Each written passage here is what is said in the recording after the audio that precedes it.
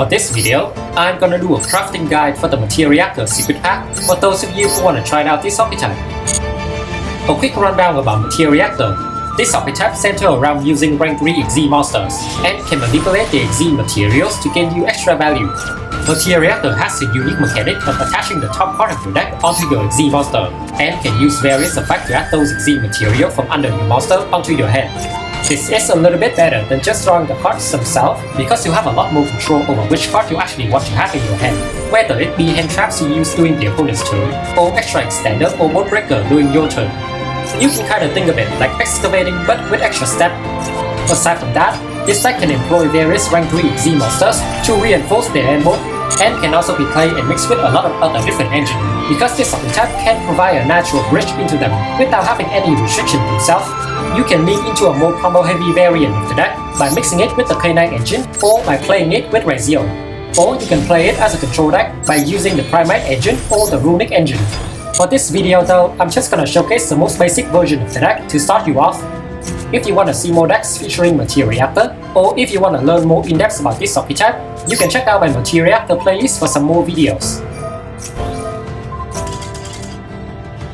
There are two basic Materiactor lists that I want to highlight in this video.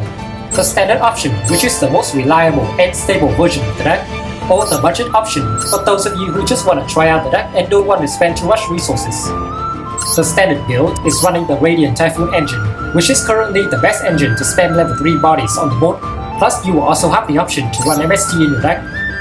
This version also runs a bigger Goblin Backer engine, including Goblin Backers Gone Wild and Grand Breakout, which raise the disruption ceiling of the deck and give it a little bit more extension power.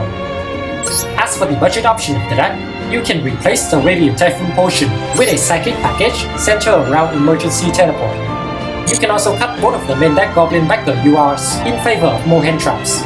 All of the engine UR in this deck can be found in the Materiactor pack, with the exception of the Goblin Backer XZ and the Sengen Kaiman. In terms of the ratio of what you want to pull from the secret pack, ideally you do want to have at least one copy of each of the URs here. The Virtue Dragon is the only one you can do without.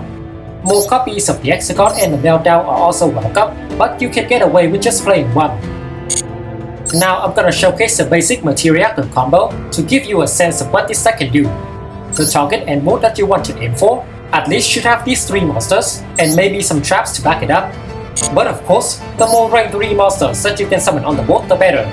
It does heavily depend on what extender that you have in your hand and some RNG as well. Do note that while the end goal for this deck is mostly gonna be the same, there are a lot of different variation and deviation that you can make during your combos that can lead to different end goals. Learning the nuance of what you can do in different situations is definitely going to be the key to mastering this deck. But for now, let's start you off with the basic.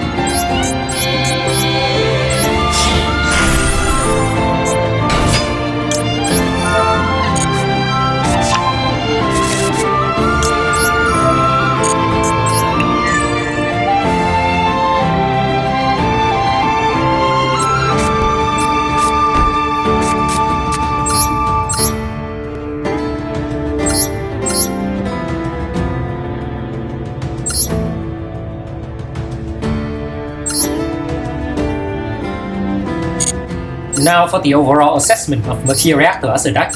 Obviously, this is not a massively competitive deck, but it does have some bite to it. And in my biased opinion, I do think that this is one of the better rogue decks in the game. They have an extremely explosive turn 1, and can put out tons of effects that is extremely proficient at dealing with monsters on the board, while can also sift through the deck to get the best hand trap that they want. The main struggle for the deck is dealing with a lot of spell and trap or monster effects that trigger in the hand or graveyard, for example like Dragotail or Q2. Also, since all of this deck disruption is present on the board, they can definitely be blown out by a powerful board breaker. Materiactor can be very good when they get to establish a board, but they themselves will struggle when they go second. As for the deck difficulty, this is for sure not the hardest deck to play. The combos of the deck is pretty straightforward. You really just need to optimize your play so that you can get the most value out of your effects. For example, sequencing your Z summon correctly so that you can gain 1 or 2 extra trigger from your meltdown. Overall, I would rate Materiactor a little bit above the line when all things are considered. But power level aside, I do think that this is a very fun little archetype because you're sort of gambling with the top card of your deck, so every game is gonna play out a little bit differently. This deck doesn't have a huge investment either, so it could be a really good off-meta choice, or a fun little side deck that you can play once in a while, or maybe it could be a really good event deck too. As always, I will include a couple of replays right after this to showcase this deck in live duels.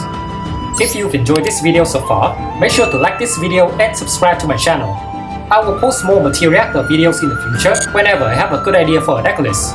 Have a good day and see you next time.